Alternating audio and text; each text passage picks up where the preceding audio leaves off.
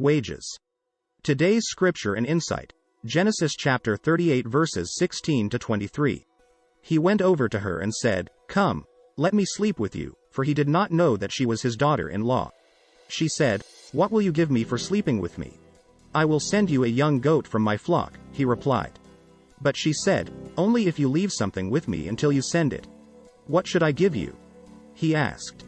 She answered, "Your signet ring, your cord, and the staff in your hand." So he gave them to her and slept with her, and she became pregnant by him. She got up and left, then removed her veil and put her widow's clothes back on. When Judah sent the young goat by his friend the Adullamite in order to get back the items he had left with the woman, he could not find her. He asked the men of the place, "Where is the cult prostitute who was beside the road at Enaim?"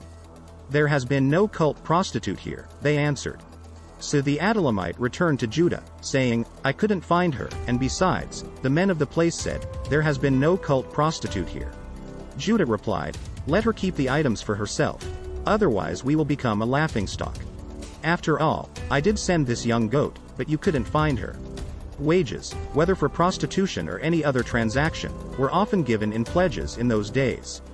Judah agreed to pay the supposed prostitute with a young goat, and as a guarantee that he would follow through with this, he left his signet ring and his staff.